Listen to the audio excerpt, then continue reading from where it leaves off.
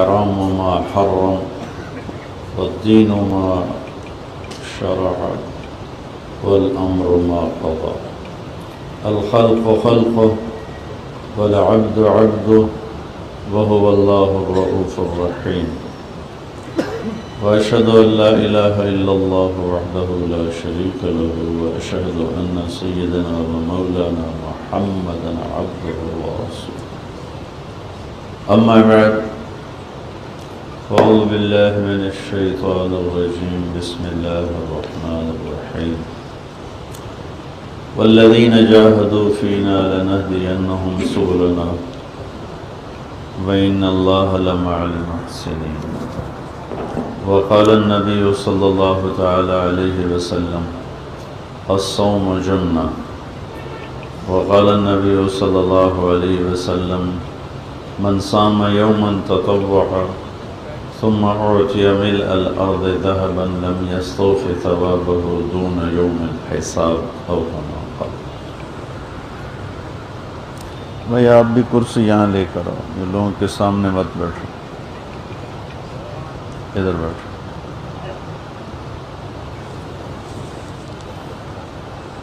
ادھر کرسی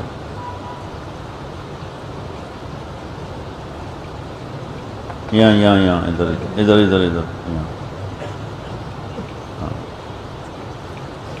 میرے بھائی اور دوستو،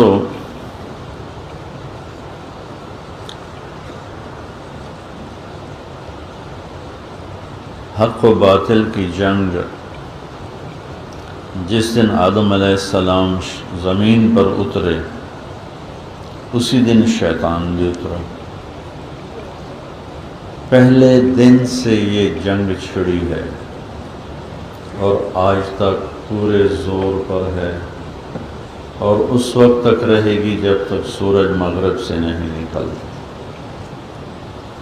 وہ جنگ ہے دعوت کی. حق و باطل کی انسانی زندگی کوئی 10-12 ہزار سال پرانی تاریخ ہے. اس میں میدان کی جنگ، تلواروں کی جنگ بہت تھوڑی ہوئی. آدم علیہ السلام سے لے کر یوشع علیہ السلام تک، موسیٰ علیہ السلام تک کسی نبی نے تلوار نہیں اٹھائی، کسی نبی نے باطل سے جنگ نہیں کی، بلکہ اللہ آسمان سے ہی عذاب، منہم من ارسلنا علیہ قاصبا منہم من اخذتہ الصیحہ منہم من خسفنا بہ الارض منہم من اغرقنا. یہ اللہ تعالیٰ مختصر کر کے بتا رہا ہے کہ میں کسی کو ہوا سے اڑا دیا، زمین میں دھنسا دیا، پانی میں بہا دیا، فرشتے کی چیخ سے کلیجوں کو پھاڑ دیا. یہ پہلے آ رہا تھا. کذبت ثمود وعاد بالقارعہ فاما ثمود فاہلکوا بالطاغیہ وَأَمَّا عَادٌ فَأُهْلِكُوا بِرِيحٍ صَرْصَرٍ عَاتِيَةٍ. یہ اللہ تعالیٰ پچھلی قوموں کو واقعہ سنا رہا ہے. وَجَاءَ فِرْعَوْنُ وَمَنْ قَبْلَهُ وَالْمُؤْتَفِكَاتُ بِالْخَاطِئَةِ. پھر کیا ہوا؟ فَعَصَوْا رَسُولَ رَبِّهِمْ فَأَخَذَهُمْ أَخْذَةً رَّابِيَةً. فرعون إِنَّا لَمَّا طَغَى الْمَاءُ حَمَلْنَاكُمْ فِي الْجَارِيَةِ. نوح علیہ السلام کی قوم. موسیٰ علیہ السلام پر تورات اتری. تورات کے اترنے کی برکت سے آسمانی عذاب رک گئے اور اہل ایمان کو میدان میں اترنے کا حکم ہوا. سب سے پہلے نبی جنہوں نے تلوار اٹھائی یوشع علیہ السلام. اس کے بعد پھر درمیان میں لمبا وقفہ ہے اور پھر جس نے تلوار اٹھائی داؤد علیہ السلام ہے. پھر لمبا وقفہ ہے. پھر ہمارے نبی نے تلوار اٹھائی.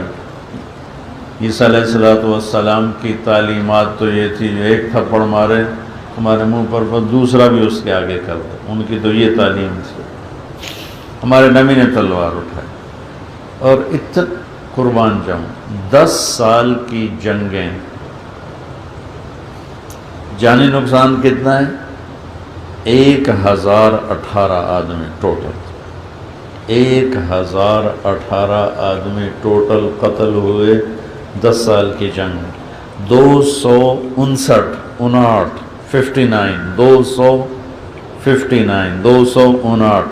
صحابہ شہید ہوئے اور 759 کافر قتل ہوئے اور پورے عرب میں اسلام پھیلا۔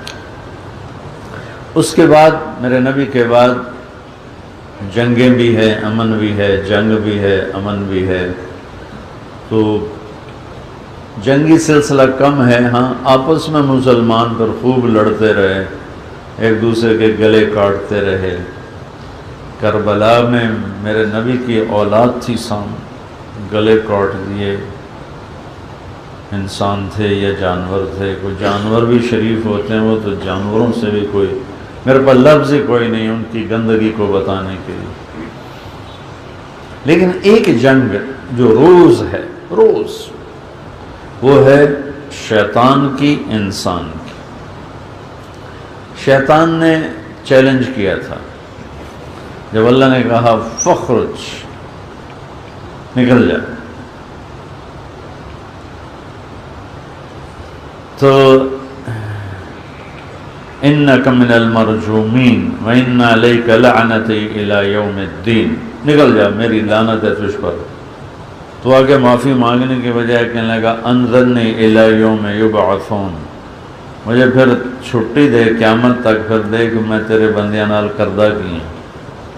تو اللہ نے کہا انک من المنظرین، جا میں تن چھٹی دے دیتی۔ اب اس نے بات کی فبما اغویتنی، مجھے نکالا ہے، ٹھیک ہے، منظور ہے، لأقعدن لهم صراطک المستقیم، اب میں سیدھے راستے پر جا کے خیمہ لگاؤں، چلہ نہیں لگاؤں گا تبلیغ والوں کی طرف، 3 چلے نہیں لگاؤں گا، سال 7 مہینے نہیں لگاؤں گا، سے روزے 2.5 گھنٹے ہاسا کھیڑا ہے، تبلیغ تو کوئی نہیں۔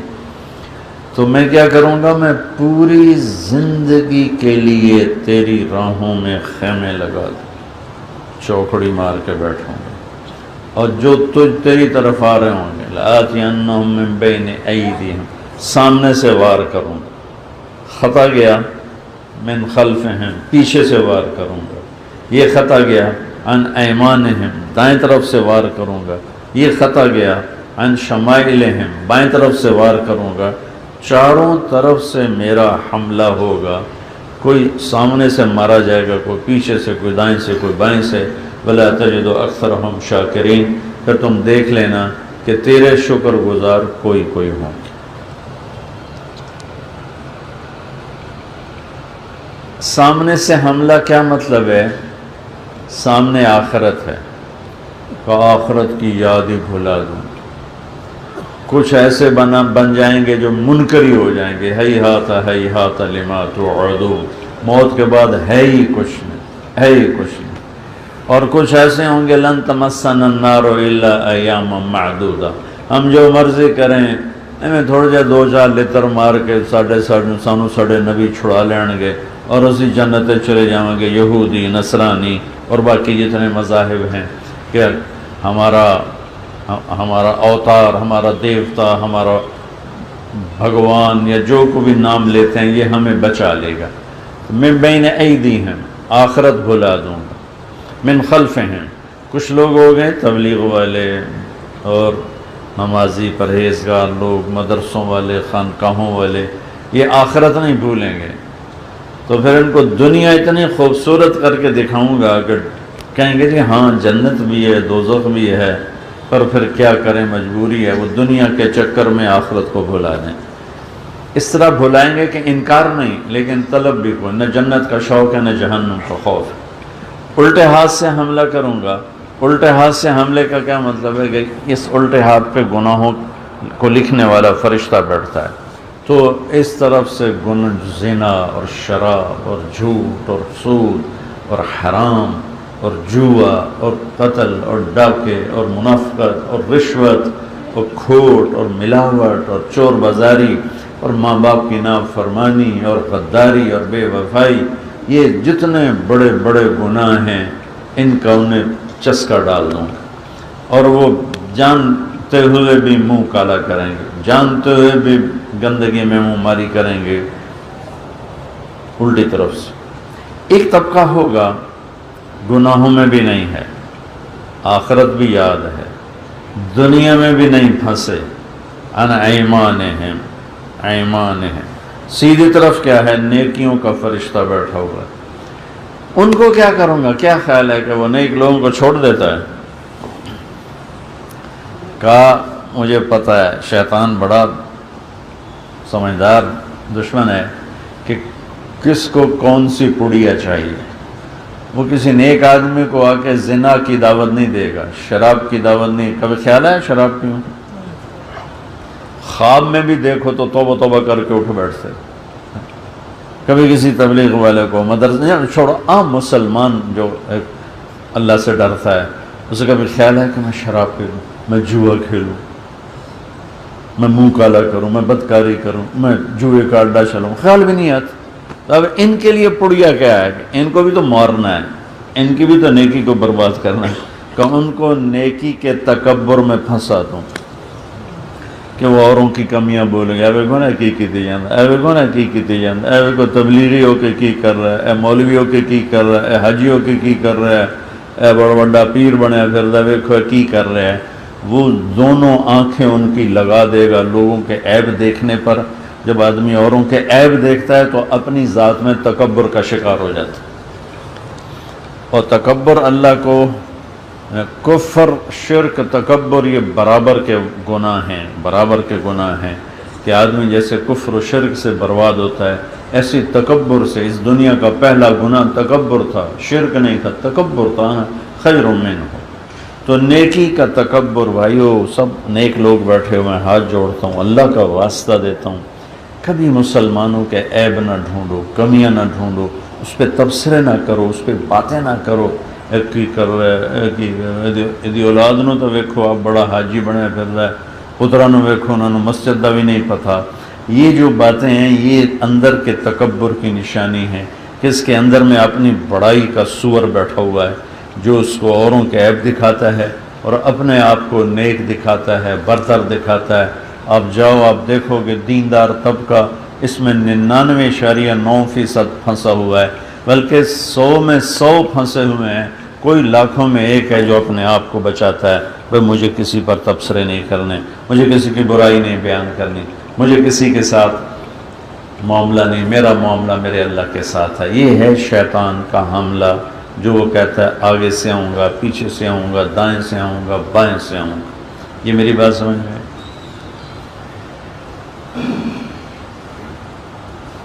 ایک جنگ ہے جو میدان میں لڑی جاتی ہے، جس میں جان کا نقصان ہے، ادھر سے یا ادھر سے۔ ایک جنگ ہے جو دعوت کے میدان میں لڑی جاتی ہے، اس میں ایمان کا نقصان، ایمان بنے گا یا ایمان جائے گا۔ وہاں جان جاتی ہے، یہاں ایمان جاتا ہے۔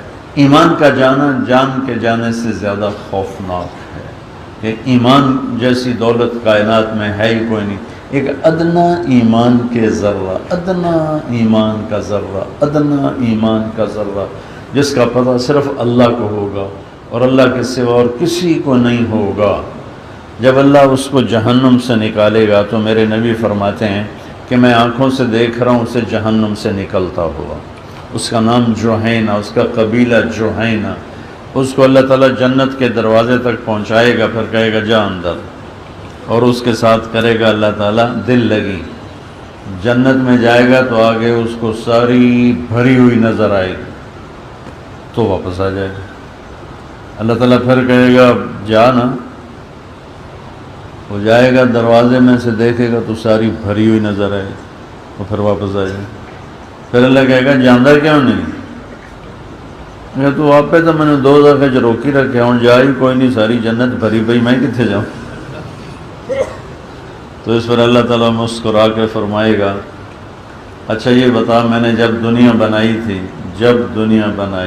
آج دنیا کو بنے ہوئے کو 30 ارب سال ہو چکے ہیں، میں نے جب دنیا بنائی تھی اس دن سے لے کر جب اس کو ختم کیا تھا، اس سارے کو 10 گنا کر کے تمہیں دے دوں، راضی ہوں؟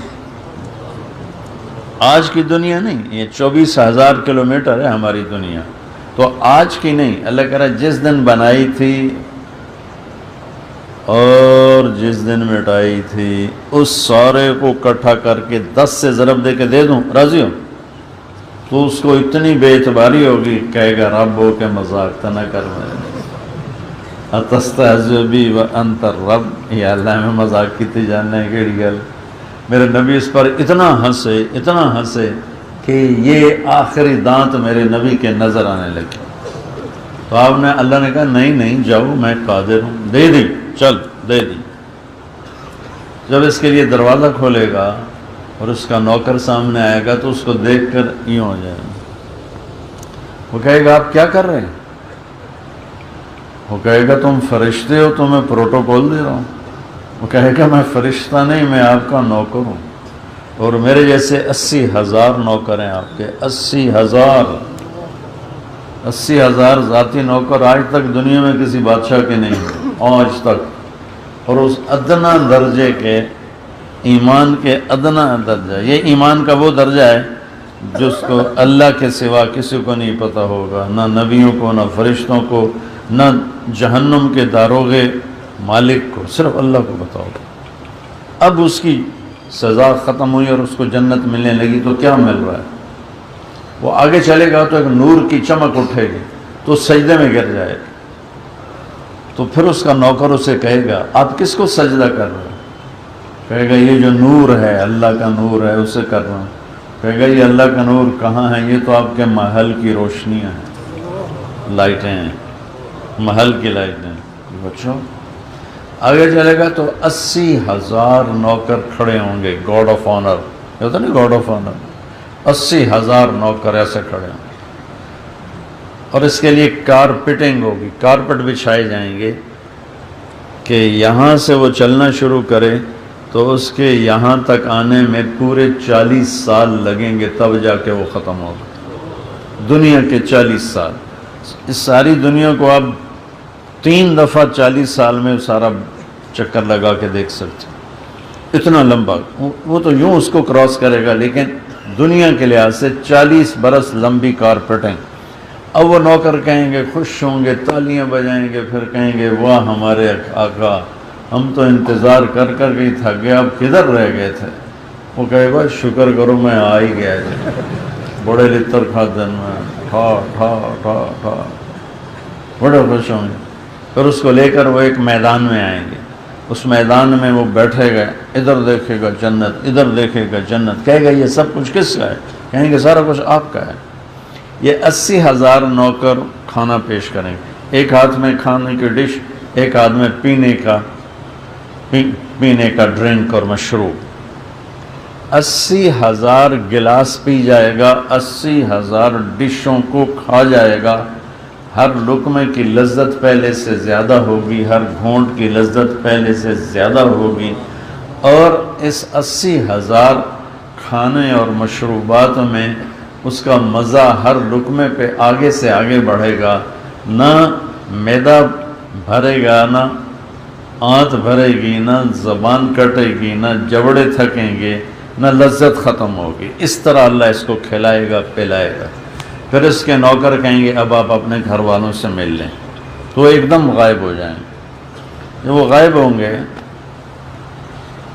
تو سامنے سے ایسے پردہ ہلنا شروع ہو جائے، پہلے اسے پتہ ہی نہیں چل رہا ہوگا کہ آگے پردہ ہے، وہ پردہ ایسے ہلے گا تو پھر ہیں یہ تو کوئی پردہ ہے، وہ پردہ ایسے ایسے ہلے گا، ایسے ایسے ہٹے گا ہٹے گا ہٹے گا ہٹے گا، تو کیا دیکھے گا کہ جیسا تخت اس کا ہے، سونا چاندی ہیرے جواہرات یاقوت زمرد نیلم پخراج موتی جڑا ہوا، ایسا ہی ایک خوبصورت تخت سامنے نظر آئے گا، اور اس تخت پر خوبصورت گدے قالین بچھے ہوئے ہیں، اگر وہ ایک لڑکی یوں ٹیک لگا کے نیم دراز ایسے لیٹی ہوگی یوں کر کے، جب اس کو دیکھے گا تو اتھے ہی فوت ہو جائے، موت تو ہے نہیں نا، اس کی ہوش فوت ہو جائے، لہذا ویکھی جاندہ ویکھی جاندہ ویکھی 40 سال صرف ویکھی جا رہے ویکھی جا رہے، آخر وہ کہے گی امالک فینا من رغبت، اب میرے پاس نہیں آئیں گے، بس دور دور سے مجھے دیکھتے رہیں گے۔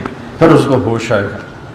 جس نے جہنم کے کالے کالے فرشتے دیکھے، جنت کی حور کو دیکھ کے پاگل نہیں ہوگا تو اور کیا ہوگا؟ پریشان یہ کی شے، چونکہ جب اس کو دیکھے گا تو اس کو یہاں اس کی گالوں میں اپنا چہرہ نظر آئے گا، ایسا چمکتا چہرہ ہو. ماتھے پہ دیکھے گا تو اس کو ماتھے میں اپنا چہرہ نظر آئے گا، اس کے سینے پہ نظر ڈالے گا تو اس کو سینے میں اس کا اپنا چہرہ نظر آئے گا. 100 جوڑوں میں پیچھے پورا جسم نظر آ رہا ہوگا. بیوی ہے، وہ خامد ہے، حلال ہے. پھر اس کو ہوش آئے گا، وہ کہے گا تو کون ہے؟ وہ کہے گی میں تیری بیگم ہوں. سب کے گھر والے پہنچا گئے، تو ہی پیچھے رہ گئے. وہ گھر والی لتر بڑے پائے، شکر ہے میں آ ہی گئے. اب وہ آ کر اس کو گلے لگائے. میرے نبی نے کہا مقدار عمرہ من الدنیا، یعانک احداہن مقدار عمرہ من الدنیا، 70 سال کا معانقہ کرے گا اس کے ساتھ، سینے سے لگا کے کھڑا رہے گا 70 برس. وہاں لمحے گزریں گے، پل یوں 70 سال بھی یوں گزریں گے، لیکن دنیا میں کاؤنٹنگ کرو تو 70 برس معانقہ ہے. یہ ایمان کا ادنے ذرہ کی قیمت ہے. تو ایمان کا ضائع ہونا تو بہت بڑی تباہی ہے. جان اللہ کے نام پر ہے تو بہت بڑی کامیابی ہے. اب ایک جنگ جو جس دن آدم اور شیطان اترے تھے چلی تھی، وہ آج بھی ہے اور وہ آئندہ. پہلے زمانے میں جنگ کا ایک ہتھیار ہوتا تھا حملہ کرنے والا، تلوار اور نیزہ اور تیر، اور دوسرا ہتھیار ہوتا تھا دفاع. ڈیفنس مضبوط نہ ہو تو آفینس بیکار چلا جاتا ہے. یعنی اگر آپ کا دفاع مضبوط نہیں تو آپ کا حملہ بھی بیکار چلا جاتا ہے. تو دشمن کے وار سے بچنے کے لیے ڈھال ہوتی تھی. ڈھال وہ لوہے کی بنی ہوتی تھی، تو جب وہ تلوار کا وار اس پہ کرتا تھا تو وہ اگر ڈھال کر دیتا تھا. تو ڈھال کو بھی سیکھا جاتا تھا کیسے آگے کرنا ہے، اور تلوار کو بھی سیکھا جاتا تھا کیسے چلانا ہے.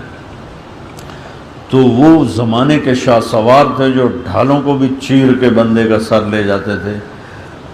خندق کی جنگ میں عمر بن عبد ود نے چھلانگ لگائی، خندق پار کی، اعلان کیا آؤ کوئی میرے مقابلے میں. سب چپ، عمر جیسے شاہ سوار چپ. حضرت علی چھوٹی سی عمر 23 سال 24 سال کھڑے ہو گئے. یا رسول اللہ میں جاؤں؟ آپ نے کہا تجھے پتہ یہ کون ہے؟ یہ عمر بن عبد ود ہے، بیٹھ جا. اس نے پھر کہا کدھر ہے تمہاری جنت جس کے دعوے کرتے ہو مر کے جاتے ہیں؟ آؤ. کوئی بھی نہیں کھڑا ہو. زبیر بن عوام جیسے شاہ سوار خاموش، مقداد بن اسود جیسے خاموش. علی پھر کھڑے ہو گئے، 24 سال کی عمر. ہم کہا یا رسول اللہ میں جاتا ہوں. تو آپ نے کہا اقعد فإنہ عمر، ارے بیٹھ جا، تجھے پتہ ہے یہ عمر بن عبد ود ہے، 100 جنگیں لڑ چکا تھا، کسی میں شکست نہیں کھائی تھی. تیسری دفعہ اس نے پھر نعرہ لگایا کدھر گئے تمہارے جنت کے شوق، نکلتے کیوں نہیں ہو؟ حضرت علی پھر کھڑے ہو گئے، یا رسول اللہ انا لہو، میں جاتا ہوں. آپ نے کہا انہ عمر. اب حضرت علی بولے وَإِنْ كَانَ عمر، یا رسول اللہ عمر ہے تو کیا میں نے جامنتا دیو تس.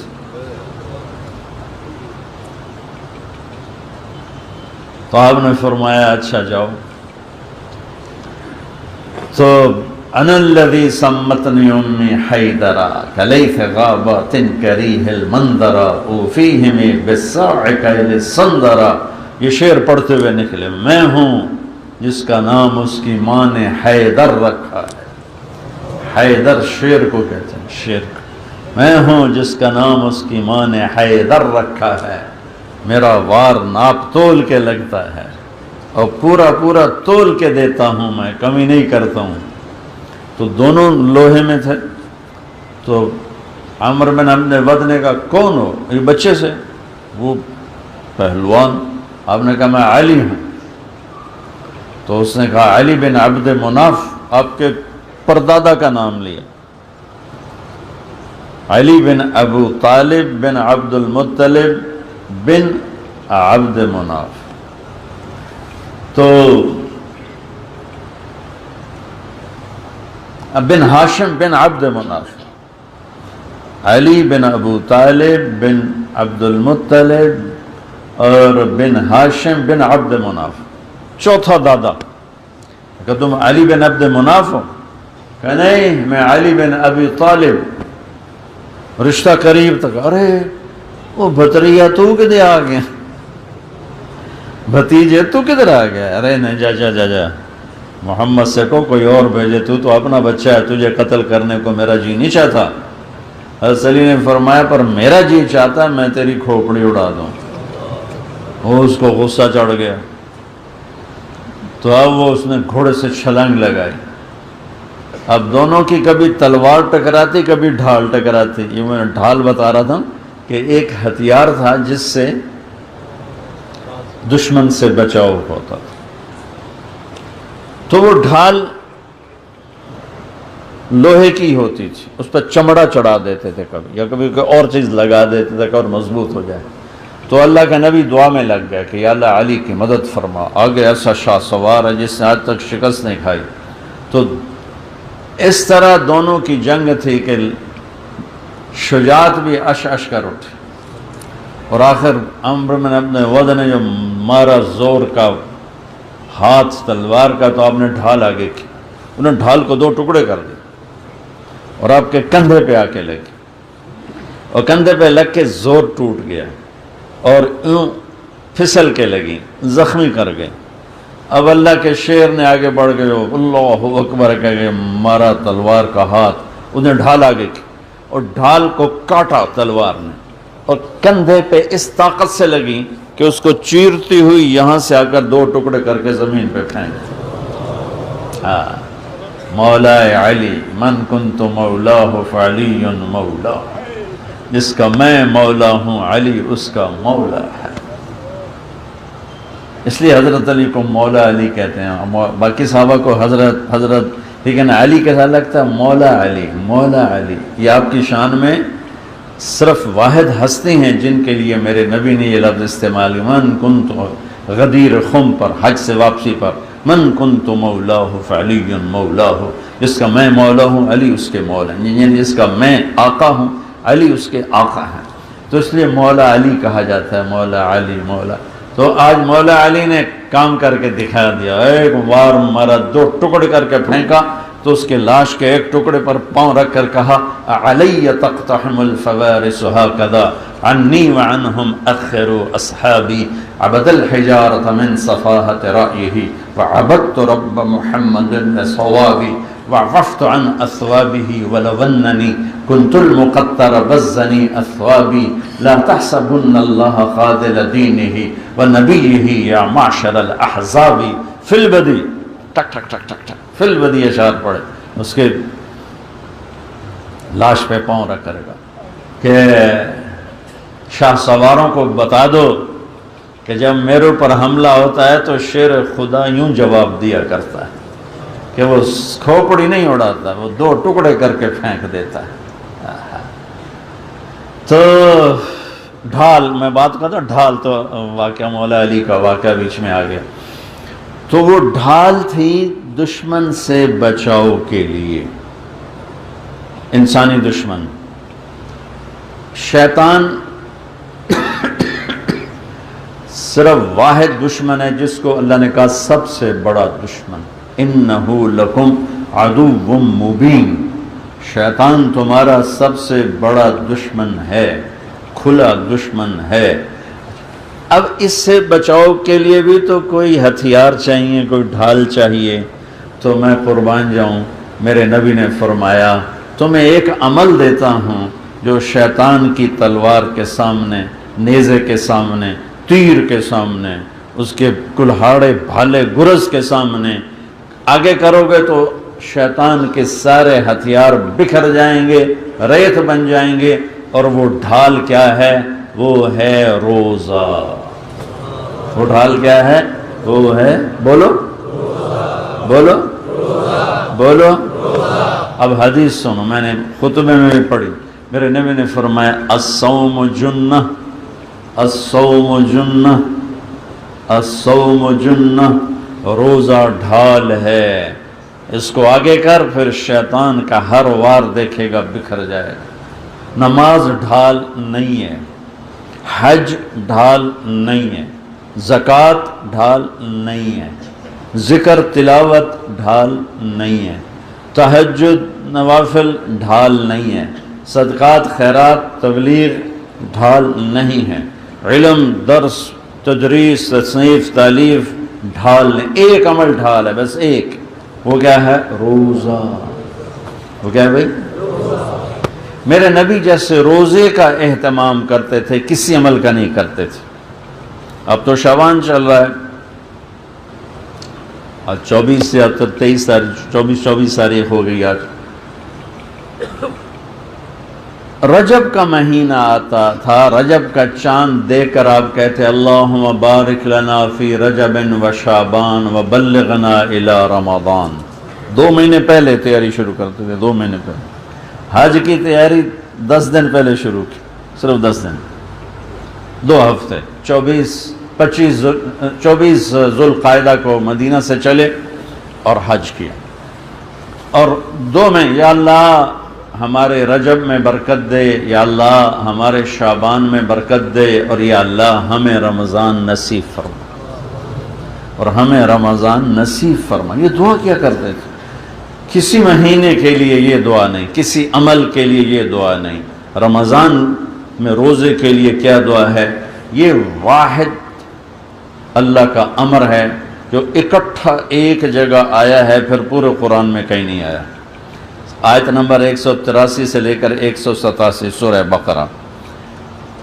یا ایھا الذین آمنوا کتب علیکم الصیام کما کتب علی الذین من قبلکم لعلکم تتقون سے لے کر آگے.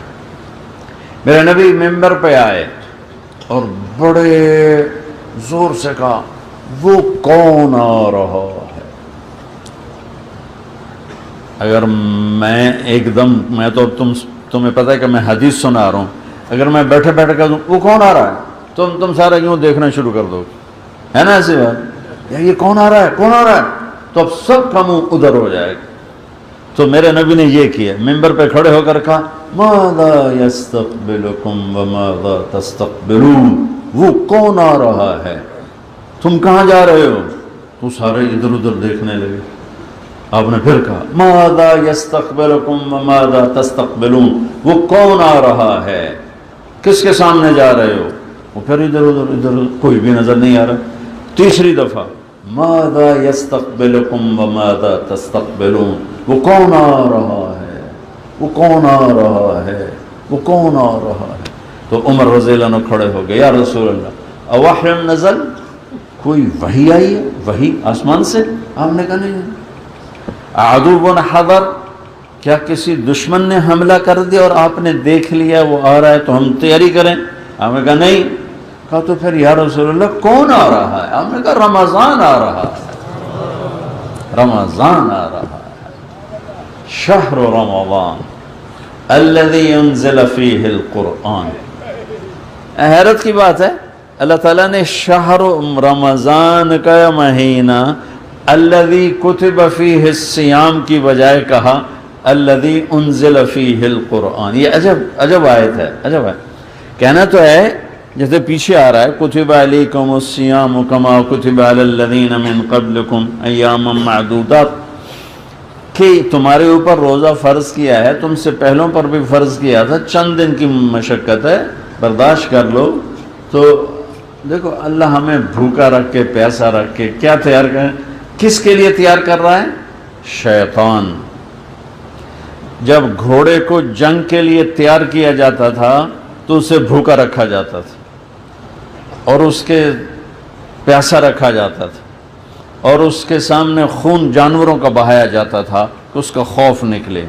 ہمارے بچپن میں 60s میں جب کچی سڑکیں، گاڑیاں نہیں، تو ہمارے والد صاحب رحمۃ اللہ علیہ گھوڑے رکھتے تھے بڑے، ان کا شوق تھا گھوڑوں کا، تو بہت خوبصورت قسم کے گھوڑے ہوتے تھے. اب ان گھوڑوں کو جب تیار کرتے تھے آدمی، وہ کچھ لوگ تھے جو اس کے ماہر ہوتے تھے، تو ہم اپنے بچپن میں دیکھتے تھے وہ ان کو نا رسی گلے میں ڈال کے نا چکر دلا کے بھگا رہے بھگا رہے بھگا رہے بھگا رہے، پھر ان کے پیچھے لکڑی باندھ کر اس کے اوپر ان کو بھگا رہے. کس کے لیے تیار کر رہے ہوتے تھے؟ سواری کے لیے. پہلے دن زین رکھ کے بیٹھو گے تو گھوڑا اچھال کے تمہیں زمین پہ پھینک، تو اس کو اس مرحلے سے گزارتے تھے. جب وہ گھوڑا اس کے لیے تیار ہو جاتا تھا، غور سے سننا، تو اس کو کہتے تھے خیل صائمن، خیل صائمن، جنگ کے لیے تیار گھوڑا، جنگ کے لیے تیار گھوڑا۔ میرا اللہ روزے رکھوا کے کیا کر رہا ہے؟ شیطان سے جنگ کے لیے تیار ایمان والا، شیطان سے لڑنے کے لیے تیار ایمان والی، شیطان سے لڑنے کے لیے تیار ایمان والا، کہ جیسے گھوڑا جب وہ جنگ کے لیے تیار ہوتا ہے تو پھر تلوار اور نیزے اور تیر اور چیخ و پکار اور خون کی ندیاں، اس سے وہ بے پرواہ ہو کے مالک کے ساتھ چلتا ہے، ایسے ہی جب روزہ رکھنے والا روزہ صحیح رکھتا ہے تو شیطان دنیا کے سارے گناہوں کے داؤ پیش لے کر آتا ہے اور اس کا ہر وار روزے کی ڈھال سے وہ خطا کر دیتا ہے، اور شیطان کی تلواریں ٹکراتی ہیں، نیزے ٹکراتے ہیں اور تیر ٹکراتے ہیں، اور روزہ کی ڈھال انہیں پاش پاش کر کے واپس پھینک دیتی ہے۔ خیل صائم، کہ روزے دار گھوڑا، کہ روزے کا گھوڑا کیا ہے؟ جنگ کے لیے تیار گھوڑا۔ دوسرا جہاں سے صوم کا لفظ آیا ہے، سامت الریح، عرب میں طوفان چلتے تھے، ریت کے طوفان، اور جس سے راستے گم، آنکھیں مرچیں اور سارے خیموں میں مٹی ریت، تو وہ بگولے اور طوفان، جب وہ ہوا تھم جاتی تھی تو کہتے تھے سامت الریح، سامت الریح، ہوا کے طوفان تھم گئے، ہوا کے طوفان تھم گئے۔ ایک ایمان والے کے اندر گناہوں کے طوفان اٹھتے ہیں، کبھی غیبت کے، کبھی بہتان کے، کبھی جھوٹ کے، کبھی بدکاری کے، کبھی فحاشی کے، کبھی رشوت کے، کبھی غفلت کے، کبھی نادانی کے، کبھی تکبر کے، کبھی غصے کے، کبھی ماں باپ کی نافرمانی کے، کبھی لوگوں کے بے کرامی کے، کبھی سود کے، کبھی رشوت کے، کبھی بہتان بازی کے۔ یہ طوفان ہیں، اور یہ کیا کرتا ہے؟ روزے سے ان کو روکتا ہے۔ تو پھر کہتے ہیں سام الرجل، سامت المرأۃ، کہ ایمان والے کے اندر گناہوں کے طوفان رک گئے، ایمان والی کے اندر گناہوں کے طوفان رک گئے، اور روزے کی ڈھال نے اس کو بچا لیا۔ بھائیو، چند دنوں کے بعد وہ عظیم الشان مہینہ آ رہا ہے جس کو میرے نبی یوں اہتمام فرماتے تھے اور انتہائی خوشی سے اس کا استقبال فرماتے تھے۔ مہمان کے آنے کی خوشی منائی جاتی ہے نا، اور مہمان کے آنے کا اہتمام کیا جاتا ہے۔ میرے نبی رمضان کو ایسے لیتے تھے جیسے میزبان مہمان کو لیتا ہے، اور اللہ تعالیٰ نے تمام مہینوں کا نام عربوں سے رکھوایا: شوال، ذوالقعدہ، ذوالحج، محرم، صفر، ربیع الاول، ربیع الثانی، جمادی الاولی، جمادی الثانی، رجب، شعبان۔ یہ تو عربوں نے نام رکھے۔ رمضان بھی دیکھنے میں عربوں نے رکھا ہے، لیکن یہ تو قرآن نے رکھ دیا تھا۔ ابھی زمین آسمان بھی نہیں بنے تھے، اللہ نے قرآن کی تلاوت فرمائی تھی: شہر رمضان الذی انزل فیہ القرآن۔ بات چھوٹ گئی تھی۔ اللہ نے کہنا تھا، اللہ نے پیچھے کہا کہ تم پہ روزے فرض ہوئے، اب آیا شہر رمضان، آ گیا رمضان کا مہینہ، تو پھر اس میں کہا الذی انزل فیہ القرآن، اس میں روزے کی بجائے قرآن کو ہائی لائٹ کیا ہے۔ رمضان کے لفظ کے ساتھ روزے کو نہیں جوڑا، اس کے ساتھ قرآن کو جوڑا ہے، کہ یہ ایک طرف اشارہ ہے۔ ساری آسمانی کتابیں رمضان میں اتریں، ساری، تورات بھی، زبور بھی، انجیل بھی، قرآن بھی، ابراہیم علیہ السلام کے صحیفے، آدم علیہ السلام کے، نوح علیہ السلام کے، جتنے ہیں مختلف تاریخوں میں اتارے گئے۔ تو ہمارے نبی پاک پر 21 رمضان پیر کی رات جبریل اقرا بسم ربک الذی خلق لے کر آئے، اور وہ رمضان کا مہینہ تھا۔ تو اس میں اس کو ہائی لائٹ کیا گیا کہ یہ قرآن کا مہینہ ہے، اس میں قرآن کو میرے نبی رمضان میں جبریل آتا تھا اور آپ اور جبریل مل کر قرآن کا دور کرتے تھے، مل کر جبریل پڑھتے میرے نبی سنتے، میرے نبی پڑھتے جبریل سنتے۔ اور جس سال آپ دنیا سے تشریف لے گئے اس سال آپ نے 20 دن کا اعتکاف کیا اور قرآن کا 2 دفعہ دور کیا، 2 دفعہ قرآن کو ختم کیا اعتکاف میں۔ تو اللہ تعالیٰ نے ساری آسمانی کتابیں رمضان میں اتاری، گویا رمضان کی بڑی عبادت وہ قرآن ہے، رمضان کی بڑی عبادت وہ قرآن ہے۔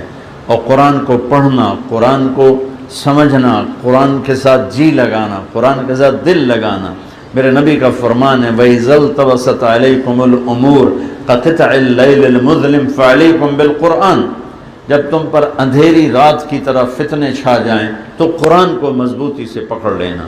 فَإِنَّهُ مَاحِلٌ مُصَدَّقٌ وَشَافِعٌ مُشَفَّعٌ، اللہ اس کی شفاعت کو بھی قبول کرتا ہے، اس کے جھگڑے کو بھی قبول کرتا ہے۔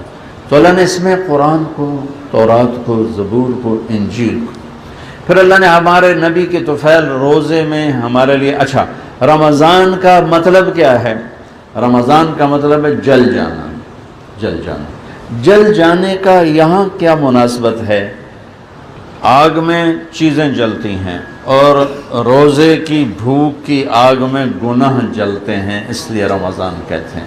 اور پہلے روزے سے لے کر آخری روزے تک پچھلے جو 330 دنوں کے گناہ ہیں وہ آخری روزے میں سب ختم کر دیے جاتے ہیں، جلا کے پاک صاف کر لیا جاتا ہے۔ جیسے کپڑا پانی سے دھلتا ہے، آگ میں ڈالو تو جل جائے گا، لوہا آگ میں صاف ہوتا ہے، پانی میں ڈالو تو ویسے کا ویسا رہے گا، ایسے ہی انسانوں کے گناہ یہ روزے کی بھوک کی آگ میں جلتے ہیں، پیاس کی آگ میں جلتے ہیں، اور اللہ اس کو پاک صاف کر کے ایسے دھول دھلا کے کھڑا کر دیتا ہے، جاؤ تیرے سارے معاف کر دیے گئے، اور اس کے سر پر اور ایک مکھی کے پر کے برابر گناہ باقی نہیں رہتا۔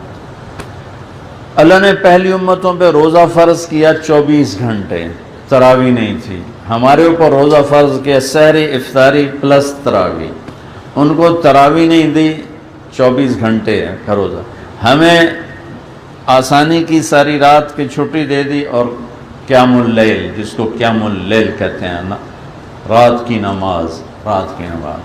پہلا روزہ ہوتا تھا افطاری کرو، آنکھ لگ گئی روزہ شروع ہو گیا، ہمارے اوپر بھی روزہ ایسے ہی فرض ہوا 24 گھنٹے۔ ایک صحابی ہیں قیس بن سرمہ، یہ اونٹ چرانے والے تھے، گھر پہنچے، بیوی سے پوچھا کوئی افطاری ہے؟ وہ کہنے لگی کوئی نہیں ہے، میں لے کے آتی ہوں۔ یہ تھکے ہوئے تھے، لیٹ گئے افطاری کے انتظار میں، ان کو نیند آ گئی، ان کی بیگم کو دیر ہو گئی، سورج چھپ گیا، ٹائم روزے کا تھوڑا سا گزر گیا۔ جب وہ آئیں اور دیکھا کہ وہ تو سوئے پڑے ہیں تو ان کا ویل لک یا ابن سرمہ، ارے ابن سرمہ تو مارا گیا۔ ان کی آنکھ کھلی، کہا کیا ہوا؟ کہا اگلا روزہ شروع ہو گیا۔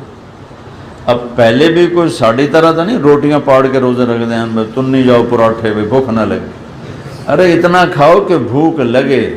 لوگ زیادہ بیمار ہو جائیں، رمضان کا تو مطلب ہے کہ صفائی ہو، یہ اور بیمار ہو جاتے ہیں۔ شہری میں پراٹھے تو نہیں جان دینا اور افطاری سموسے کھا کھا تباہی پھیر دینا، تو اب ہضم کیسے ہوگا؟ وہ رات کو بھی کوئی 2-4 کھجوریں کھا کے روزہ رکھا ہوگا، تو اب جب ظہر کی نماز میں مسجد میں آئے تو بے ہوش ہو کے گر گئے۔ تو جب آپ نے پوچھا اس کو کیا ہوا؟ کہا جی وہ 8 پہرا روزہ رکھ لیا، بے ہوش ہو۔ تو اللہ کے نبی کو بہت صدمہ، تو اللہ تعالیٰ نے اسی وقت کہہ دیا چلو میرے حبیب اجازت ہے، ساری رات کھاؤ پیو۔ ایک صحابی آئے، یا رسول اللہ میں تو برباد ہو گیا۔ آپ نے فرمایا کیا ہوا؟ کہ میرا روزہ تھا اور میں بیوی سے ہم بستری کر لی۔ آپ نے فرمایا اچھا، تو پھر ایک غلام آزاد کر، کفارہ۔ وہ کہنے لگا میں آپ غلام ہوں، میں کتوں آزاد کروں، غریب آدمی۔ آپ نے کہا 60 مسکینوں کو کھانا کھلا۔ کہ میں آپ مسکین ہوں، میں 60 کتوں روٹی کھواؤں۔ آپ نے کہا پھر 60 روزے رکھ۔ وہ کہنے لگا ایک روزے ہے چند چاڑ ہے، 60 روزے میں کی کر۔ آپ نے فرمایا چلو بیٹھ جا، بیٹھ گیا۔ تھوڑی دیر ہوئی تو ایک صحابی آئے کھجور کا ٹوکرا لے کر، کہا یا رسول اللہ یہ صدقے کی کھجوریں ہیں، کسی کو دے دیں۔ تو آپ نے اس سے پوچھا بھائی او کدھر ہو؟ کہا جی بیٹھا ہوں۔ کہا یہ ہے لے جا صدقہ، اور مدینے میں 60 گھروں کو گن کے تقسیم کر۔ کہنے لگا یا رسول اللہ، اللہ کی قسم مدینے میں مجھ سے بڑا غریب کوئی نہیں، آپ میرا جرمانہ میرے تے ہی حلال کرو، میں ہی کھا لوں۔ میرے نبی اتنا ہنسے اس پر کہ آپ کے یہ دانت نظر آنے لگے۔ پھر آپ نے کہا اچھا چل تیرے لیے حلال ہے اور کسی کے لیے نہیں۔ تو اللہ تعالیٰ نے کہا چلو ہن لباس لکم وانتم لباس لہن، اچھا بھائی ہماری طرف سے اجازت ہے، رات کو کھاؤ پیو، بیویوں کے ساتھ لیٹو، جو مرضی کرو، لیکن جب سفیدی نظر آئے صبح صادق کی تو پھر کھانا بھی حرام اور بیوی بھی حرام۔ تو اللہ تعالیٰ نے ہمارے لیے یہ آسانی کر دی کہ ہمارے روزے کو یوں سحری افطاری میں تبدیل کر دی، اور رات کی تراویح دے دی، رات کی قیام اللیل جس کو کہتے ہیں، اس کو اتنا قیمتی بنا دیا چونکہ وہ بڑا مشکل ہوتا، خاص طور پر گرمیوں میں، اور خاص طور پر جب سحری نال افطاری کے ساتھ کشتی کی ہو، پھر تب نماز پڑھنی اوکھی ہے، تراویح کہیں پڑھنی، ترائے بوتلاں پی جان دن، 5 سموسے کھا جان دن، نال مچھی دا پیس، نال مرغی دا پیس، نال مٹھائی بھی، نال حلوہ بھی، نال سیونا بھی پے ہوندے نہیں کہا۔ ہوں تراویح کتنے تو گلتا نماز ہی نہیں پڑھی جاؤنی، تراویح اس کی پڑھنی۔ ہلکا سا کام کرو تراویح میں، افطاری میں ہلکا سا تراویح پڑھ لو، اس کے بعد جو مرضی کھانا ہے کھا لو۔ اگر تم نے دبا کے کھایا نا افطاری میں، پھر تو تم نہ مغرب پڑھ سکو گے نہ عشاء پڑھ سکو گے۔ ہلکا رکھو اپنے آپ، ٹھنڈا نہ پیو، سادہ پیو۔ تراویح کے بعد ٹھنڈا پینا ہے ٹھنڈا پیو، گرم پینا ہے گرم پیو، جتنا کھانا ہے کھا لو، لیکن افطاری کو ہلکا کرو تاکہ آپ میجے پر بوجھ نہ پڑے اور آپ نماز بھی آسانی سے پڑھ سکیں تراویح کی۔ اب چونکہ یہ ایک مشکل عمل تھا تو اللہ نے اس کا اجر بڑھا دیا، ہر سجدے پہ 1500 نیکی لکھی جاتی، ہر سجدے۔ امت کا ایک حصہ ہے جو 8 تراویح پڑھتا ہے، تو کو ہم مسائل میں نہیں پڑھتے، ان کے پاس بھی دلیل ہے ٹھیک، اور ہم 20 پڑھتے ہیں، اور جو جمہور اور سواد اعظم ہیں ان کے پاس بھی دلیل ہے۔ باقی اس کی کوئی تعداد متعین نہیں ہے کہ اس سے اوپر پڑھیں گے تو بدعت ہو جائے گا، اس سے اوپر پڑھیں گے تو ناجائز ہوگا۔ رات کی نماز ہے مسنا 2 نفل ہیں، جتنے مرضی پڑھو۔ مدینے اس کے اللہ کے نبی کے اور حضرت عمر کے وصال کے بعد مکے والے تراویح کیسے پڑھتے تھے؟ 4 تراویح پڑھ کے 1 طواف کرتے تھے، پھر 4 تراویح پڑھ کے طواف کرتے تھے، تو 5 طواف اور 20 تراویحاں، ان کی ساری رات عبادت میں گزر جاتی تھی۔ مدینے والوں نے مشورہ کیا کہ وہ تو ہر 4 کے بعد طواف کرتے ہیں، ساڑھے کل تو طواف ہے نہیں، آپ کی کریے، تو انہوں نے 20 کی 40 کر دی۔ تو کافی زمانہ تک مدینے میں 40 رکعت تراویح ہوتی تھی۔ تو اس کی کوئی ایسی حد بندی کہ اس سے اوپر کریں گے تو بدعت ہے، اس سے اوپر کریں گے تو ناجائز ہے، ایسا نہیں ہے۔ یہ شیخ عطیہ سالم ایک بہت بڑی ہستی گزرے ہیں رحمۃ اللہ علیہ، ان کی کتاب سے سنا رہا ہوں صلاۃ التراویح، کہ بہت سے لوگ 8 تراویح پڑھ کے مسجد نبوی میں بیٹھ جاتے ہیں، کوئی سو جاتا ہے، کوئی قرآن پڑھنے لگ جاتا ہے، سامنے نماز پڑھی جا رہی ہے، تو اس پر انہوں نے پوری کتاب لکھی کہ اللہ کے بندو ایسے پاگل بے وقوف مت بنو، ساتھ نماز کے شرکت کرو کہ میرے نبی کی طرف سے وسعت ہے، گنجائش ہے۔ یہ کوئی فل سٹاپ نہیں لگا دیا کہ بس 8 تراویح کے بعد تراویح کوئی نہیں، اور 20 کے سے زیادہ پڑھیں۔ مدینے والوں نے 40 پڑھی ہیں کئی 100 سال، اور قیمت بڑھا دی کیسے؟ ہر سجدے پہ 1500 نیکی۔ یہ اسماعیل مسجد کتنی بڑی ہے ماشاءاللہ، فیصل آباد کی سب سے بڑی مسجد۔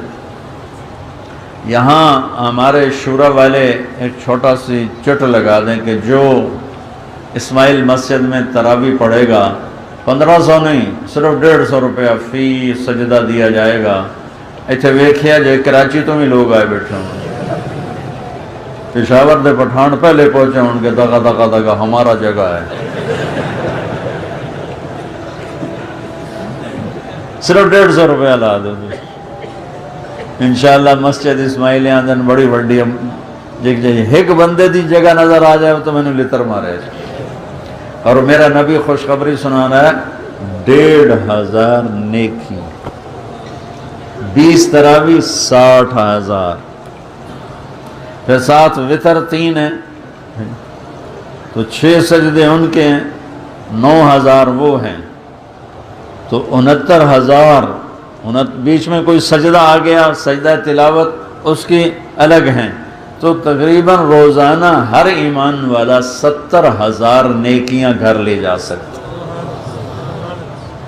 اور ایک نیکی کی قدر قیامت جیسے آج 1-1 روپے کی قدر ہوتی ہے تو خزانے بنتے ہیں، ایک نیکی کی قدر وہاں نظر آئے گی کہ ایک نیکی پہ کیا کیا ایک نمبر پہ بچے نہیں ہیں فیل ہو جاتے، ایک ووٹ پہ سیاسی لوگ ہار جاتے ہیں جیت جاتے ہیں، ایسی ایک نیکی پہ بڑے بڑے فیصلے ہوں گے، بلندی اور پستی کی۔ تو اللہ نے رات کی نماز بنائی، اس امت کو تحفہ دیا۔ الذی انزل فیہ القرآن میں اشارہ ہے کہ قرآن کے ساتھ دل لگاؤ، کھڑے ہو کے قرآن سنو۔ سفری آدمی ہو تو اب ماشاءاللہ اللہ نے فضا بنا دی ہے، 10 دن میں سن لو، ہفتے میں سن لو، 15 دن میں سن لو، کہیں تمہارا آنا جانا لگا رہے۔ اول تو یہ کہ اپنے سفر بند کر دو، سفر بند کرو۔ یہ بدر اللہ تعالیٰ نے رمضان میں رکھا، فتح مکہ اللہ نے رمضان میں رکھا، یعنی اسلام کی جو اللہ تعالیٰ نے اپنی غیبی مدد دکھائی اس کے لیے اللہ نے رمضان کو چنا۔ اور قریش کی ذلت کو اللہ تعالیٰ نے جو دکھانا تھا تو رمضان کو چنا۔ تو رمضان میرے نبی کے دین کو لے کر پھرنے کی خوبصورت مثال ہے کہ اللہ کے نبی نے کوچ کیا، یہ نہیں کہا رمضان کے بعد کریں گے، رمضان کے اندر ہی سفر ہوا ہے، اور مکے کا سفر تو لمبا سفر ہوا ہے۔ اور آپ نے عصفان پہنچ کے روزہ افطار کر دیا، پانی منگوایا، سب کے سامنے ایسے پی لیا، سب نے دیکھا، 10,000 کا لشکر، بہت سے صحابہ نے افطار کر دیا اور بہت تھوڑوں سو نے افطار نہیں کیا۔ شام کو آپ نے فرمایا جب اترے اور خیمے لگائے، کس نے؟ جن کے روزے نہیں تھے، جن کے روزے تھے وہ سفر گرمی وہ گر پڑے، اور جن کے روزے نہیں تھے انہوں نے سارا کام کیا۔ تو آپ نے کہا آج روزہ چھوڑنے والے روزہ رکھنے والوں سے آگے بڑھے۔ تو سب سے اعلیٰ درجے کی جو بات ہے وہ تو ہے رمضان میں اللہ کے پیغام کو لے کے نکلنا، کہ بدر کی یاد تازہ ہو، فتح مکہ کی یاد تازہ ہو۔ میرے نبی مکہ سے نکلے جب غار سور سے، تو آپ نے مکے کو دیکھا تو ٹمٹماتے چراغوں کی لو میں تھوڑے تھوڑے وہ نظر آ رہی تھیں۔ تو آپ نے مکہ کو، اے مکہ ما اطیبک من بلد و احبک الی لولا ان قومی یخرجون منک لما سکنت غیرک، اے مکہ تو مجھے کتنا محبوب ہے، میری قوم نہ نکالتی میں کبھی تمہیں چھوڑ کے نہ جاتا۔ تو اللہ نے کہا ان الذی فرض علیک القرآن لرادک الی معاد، میرے حبیب جس رب نے تجھے قرآن دیا وہ رب تجھے مکہ عزت کے ساتھ واپس لائے۔ اب اللہ تعالیٰ اس عزت کے ساتھ لے کر آئے۔ اور ابو سفیان جو بڑے زوروں میں تھا، آج ان کی گردنیں جھکی ہوئی ہیں شرم کی وجہ سے، اور میرے نبی کا 10,000 کا لشکر وہ مکے میں ایسے آگے پیچھے داخل ہو رہا ہے۔ خالد بن ولید 1,000 کو لے کر، اور ان کے پیچھے زبیر بن عوام، ان کے پیچھے ابو ذر غفاری، ان کے پیچھے بشیر بن شیبان، ان کے پیچھے بنو کعب، ان کے پیچھے بریدہ بن حسیب، ان کے پیچھے ابو واقد اللیثی، ان کے پیچھے ماقل بن سنان الاشجعی، ان کے پیچھے صعب بن جفامہ رضی اللہ تعالیٰ عنہ۔ یہ 10 سردار، 10 لشکر، اور آپ نے 5,000 کی ٹولیوں کو 10 لشکروں میں تقسیم کیا۔ اور جب ابو سفیان پہاڑی پہ کھڑا کیا ہوا تھا، جب وہ قریب سے گزرتے کہتے اللہ اکبر، تو ابو سفیان کہتا یہ کون ہے؟ یہ کون ہے؟ یہ کون ہے؟ یہ کون ہے؟ تو عباس کھڑے کہ یہ خالد ابن ولید جا رہا ہے۔ اچھا وہ چھوکرا سردار بن گیا۔ پھر پیچھے زبیر، کہ یہ کون ہے؟ کہ یہ زبیر جا رہا ہے۔ کہ اچھا وہ تیری بہن کا بیٹا؟ عباس کہنے لگے ہاں۔ پیچھے بنو غفار تھے، ابو ذر غفاری، کہ یہ کون جا رہے ہیں؟ کہ یہ بنو غفار ہیں۔ کہ میرا نال کی تعلق واسطہ ہے، بھی تلوارہ لے کے چڑھا ہے۔ تو ہر ایک پر اس سے تبصرہ کیا، تبصرہ کیا۔ تو جب یہ میں نے جو ابھی آپ کو نام بتایا، 10 صحابہ جب لشکر کو لے کے آگے چلے گئے تو پیچھے 5000 کا پورا اکٹھا لشکر میرے نبی کا تھا۔ آپ کے دائیں طرف ابو بکر تھے اور بائیں طرف اسید بن حزیر تھے، اور آپ کے پیچھے اسامہ بن زید تھے، اور آپ کے ساتھ جو پیدل چل رہے تھے وہ عثمان بن عفان اور عبد الرحمن بن عوف تھے، اور آپ کا سر یوں نیچے لگا ہوا تھا، اونٹ کے پالان کے ساتھ یوں سر لگا ہوا تھا، اور آپ یہ دعا پڑھ رہے تھے، لا الہ الا اللہ وحدہ نصر عبدہ انجز وعدہ وہزم الاحزاب وحدہ۔ یہ آپ دعا پڑھ رہے تھے، آج میرے اللہ نے اپنا وعدہ سچا کر دکھایا۔ تو جھنڈا سعد بن عبادہ کے ہاتھ میں تھا۔ جب سعد بن اور حضرت عمر صفوں کو ٹھیک کر رہے تھے اور گھوڑوں کے اونٹوں کا غبار اڑا، تو غبار میں حضرت عمر کی کڑکدار آواز آ رہی تھی۔ تو ابو سفیان کہنے لگا یہ کون زور زور سے بول رہا ہے؟ تو عباس کہنے لگے یہ عمر بن خطاب ہے۔ کہنے لگا اچھا یہ بنو عدی بھی بڑے چودھری بن گئے۔ حضرت عمر کا قبیلہ ذرا چھوٹا تھا، اتنا بڑا قبیلہ نہیں تھا، تو یہ بہت بڑے قبیلے کا بنو امیہ کا تھا ابو سفیان۔ تو کہتا اچھا یہ بنو عدی بھی چودھری بن گئے ہوں۔ تو سعد بن عبادہ انصار والے جھنڈا ہاتھ میں، دونوں ابو سفیان کو دے کر کہا ابو سفیان آج قریش کا خون بہے گا، الیوم یوم الملحمہ، آج مکے کی حرمت کو قربان کیا جائے گا، الیوم تستحل الحرمہ۔ ابو سفیان تو کانپنے لگا، لبی مارے گئے۔ پیچھے اللہ کے نبی آئے، پیچھے سے وہ آ رہے تھے، تو مہاجرین آگے تھے، انصار پیچھے تھے، کچھ ملے جلے تھے، ہر قبیلے کا اپنا اپنا جھنڈا تھا جس میں وہ چل رہے تھے۔ اور ایک وہ دن تھا جب میرے نبی 3 آدمیوں کو لے کے خفیہ چھپ کے بھاگ رہے تھے، اور آج وہ دن ہے کہ میرے نبی 10,000 کے لشکر کے ساتھ فاتحانہ داخل ہو رہے ہیں، اور مہینہ رمضان ہے۔ اس لیے بھائیو گھر کوئی نہ بیٹھو، سارے ہی نکلو کہ اللہ تعالیٰ مکے جیسی فتوحات زندہ کر دے، بدر کے اللہ تعالیٰ مار کے زندہ کر دے۔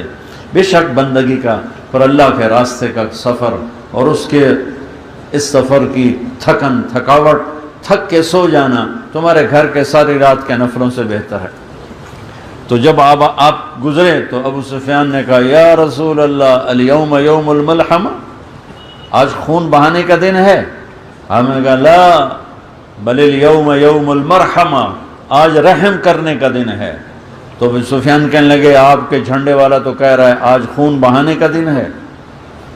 تو عثمان اور عبد الرحمن بن عوف ساتھ چل رہے تھے، پیدل ساتھ چل رہے تھے، تو وہ کہنے لگے یا رسول اللہ ہمیں سعد پر خطرہ ہے، گرم مزاج ہے، کہیں ان کی تلوار چل نہ جائے، تو آپ ان سے جھنڈا واپس لے لیں۔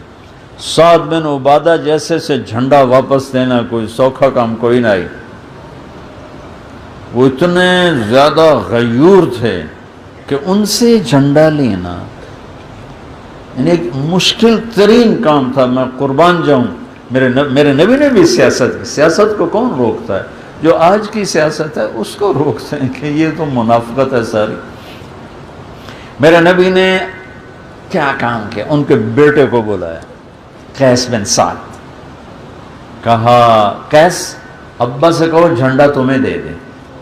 اب باپ بیٹے کو دے دے، وہ تو دیونا ہی دیونا ہے، اب پترا سارا کچھ توڑا سانبو، ہوں بہو شیخ نہیں آتے پترو، ہوں چوکی تے بہو، ہوں پیڑھی تے بہو، تو ہوں گلے نو سانبو، تو چابیاں نو سانبو، بڈھے ہو گئے تساں کرو، کرتے نہیں ہیں؟ ہاں میرے نبی نے کہا قیس سعد سے کہو جھنڈا تمہیں دے دیں، بیٹے کو دیتے تو کوئی تکلیف نہیں۔ تو قیس نے پیچھے سے دوڑ لگائی، کہا ابا اللہ کے نبی فرما رہے ہیں کہ جھنڈا آپ میرے حوالے کر دیں۔ اب یہ جو جھنڈا تھا نا، یہ اعزاز دنیاوی نہیں تھا، یہ دینی اعزاز تھا، نبی کا دیا ہوا۔ تو لہٰذا اس میں سعد بن عبادہ کی غیرت آڑے آئی کہ جنت میں ایثار نہیں ہے، جنت میں تو آگے بڑھنا ہے۔ ایثار کا مطلب اچھا بھی نیکی تو کر لا میں نہیں کرتا، نہیں ہے، تو بھی کر میں بھی کروں، میں تجھ سے زیادہ کروں، میں تجھ سے زیادہ کروں۔ تو لہٰذا یہاں یہ معاملہ تھا کہ میرے پاس نبی کا جھنڈا ہے، تو کہنے لگے سنو، جاؤ اللہ کے نبی سے نشانی لے کر آؤ کہ انہوں نے کہا ہے، تو پھر میں جھنڈا حوالے کروں گا، ورنہ نہیں۔ وہ پیچھے دوڑے ہے، یا رسول اللہ وہ ابا کہہ رہے ہیں کوئی نشانی دیں، تو آپ نے اپنی پگڑی اتاری، کہ یہ میری پگڑی لے جائے، اور جا کے دکھا دی۔ تو جب وہ پگڑی لے کر آئے تو انہوں نے چھلانگ لگائی اونٹ سے، اور ایک دم جھنڈا اپنے بچے کے حوالے کیا۔ بیٹے کو دیتے تو کوئی تکلیف نہیں۔ یہ رمضان ہے، یہ رمضان ہے، اس میں اللہ نے ہمیں شب قدر عطا فرمائی۔ کسی امت کو شب قدر نہیں ملی، ہمیں لیلۃ انا انزلناہ فی لیلۃ القدر وما ادراک ما لیلۃ القدر۔ یہ قرآن کا انداز ہے، تمہیں کیا خبر، ادراک ما سقر، ما ادراک ما الحق، ما ادراک ما القارعہ، ما ادراک ما یوم الدین۔ تمہیں کیا خبر وہ کیا ہے لیلۃ القدر؟ تو اللہ اب جواب دے رہا ہے، لیلۃ القدر خیر من الف شہر۔ ایک تنزل الملائکۃ والروح فیہا باذن ربہم من کل امر سلام ہی حتی مطلع الفجر۔ میں قربان جاؤں، اللہ کے قربان جاؤں، قدر کے جتنے مطلب تھے نا سارے اس چھوٹی سی صورت میں بیان کر دی۔ قدر ہم نے اس سے لیلۃ القدر میں اتارا۔ لیلۃ القدر کیا ہے تمہیں کو خبر ہے فیصل آباد والو؟ نہیں ہے، اللہ کوئی نہیں خبر۔ اچھا پھر سنو میں بتاتا ہوں۔ اب قدر کا ایک مطلب ہوتا ہے قیمت، قدر کا ایک مطلب ہے قیمت۔ تو اللہ تعالیٰ کہہ رہا ہے لیلۃ القدر خیر من الف شہر، یہ وہ رات ہے جس کی قیمت 1000 مہینوں کی بندگی سے بھی زیادہ ہے۔ قدر کا ایک مطلب ہوتا ہے عظمت شان، عظیم الشان۔ تو اس معنی کے لحاظ سے جواب دیا تنزل الملائکۃ والروح، کہ یہ وہ عظیم الشان رات ہے کہ جس میں جبریل بھی زمین پر آتا ہے، فرشتے بھی آتے ہیں۔ قدر کا ایک معنی ہے تنگ پڑ جانا، وَيَقْدِرْ تنگ پڑ جانا۔ تو تنگ پڑ جانے کا یوں مطلب بیان کیا ہے کہ اس رات اتنے فرشتے آتے ہیں کہ زمین تنگ پڑ جاتی ہے۔ جب یہ صحن اب تنگ پڑ گیا تو اتنے فرشتے آتے ہیں کہ زمین تنگ پڑ جاتی ہے۔ اور قدر کا ایک معنی ہے حد، حد الی قدر معلوم فقدرنا فنعم القادرون، حد بندی، حد براری۔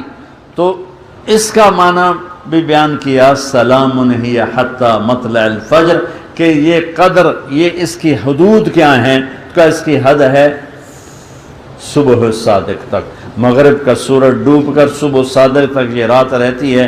ایک رات جو جاگ جائے گا 80 سال 83 سال کی بندگی سے بہتر اس کا اجر پائے گا۔ پہلی امتوں کو یہ رات نہیں ملی، ہمیں یہ رات ملی۔ پہلی امتوں کو تراویح نہیں ملی، ہمیں تراویح ملی ہے۔ پہلی امتوں کو سحری نہیں ملی، ہمیں سحری ملی ہے۔ اور عجب بات ہے کہ اللہ، حالانکہ ہم تو اپنی بھوک مٹا رہے ہیں، اور میرا نبی فرما رہے ہیں کہ اللہ اور اللہ کے فرشتے سحری کھانے والوں پہ رحمت اتار،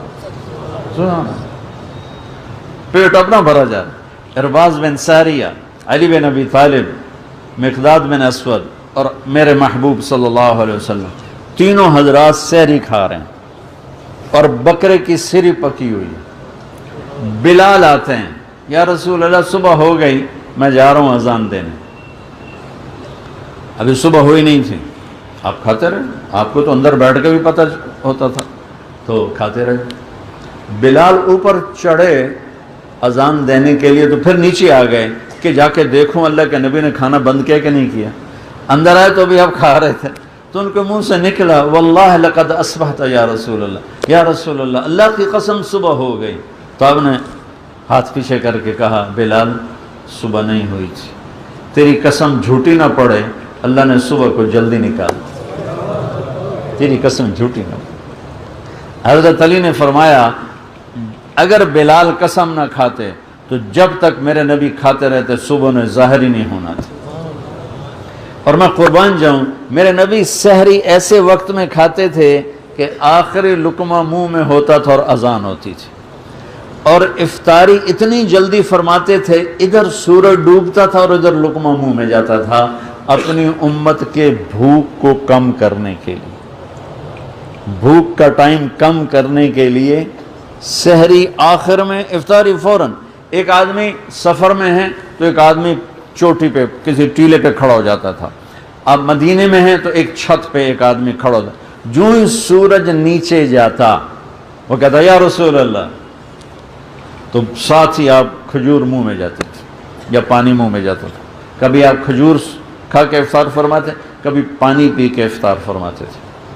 آپ کی زندگی میں 9 رمضان آئے، جن میں 2 رمضان 30 کے مہینے کے تھے اور 7 رمضان 29 کے مہینے کے تھے، اور ایک رمضان میں ایک روزہ سب سے غلط ہو گیا، اس دن تھے بادل۔ تو یوم العین یوم الغین ہماری کتاب ہے، اس کی عبارت ہے کہ جس دن بادل ہوں اس دن جلدی کرو، جلدی کرو۔ تو وہ بادل تھے تو سب نے روزہ افطار کر لیا، مغرب کی تیاری کر رہے تھے تو بادل ہٹے تو سورج کھڑا تھا، تو پھر یہ روزہ سب کا اجتماعی قضا ہوا، تو پھر عید کے بعد سب نے یہ اس روزے کو دہرایا، اس روزے کو چونکہ ہماری طرح گھڑیاں تو تھی نہیں، اور پھر ہماری یہ 2 منٹ احتیاط، سورج ڈوبنے کے بعد بھی 2 منٹ احتیاط، چنگی احتیاط ہے، اگلے بھوک تو مردے پہ تسی احتیاطیاں کروائی جاؤ، ارے بھائی ادھر سورج ڈوبے ادھر روزہ افطار کرواؤ، وہ جی احتیاط کے 2 منٹ ہیں، احتیاط کے 2۔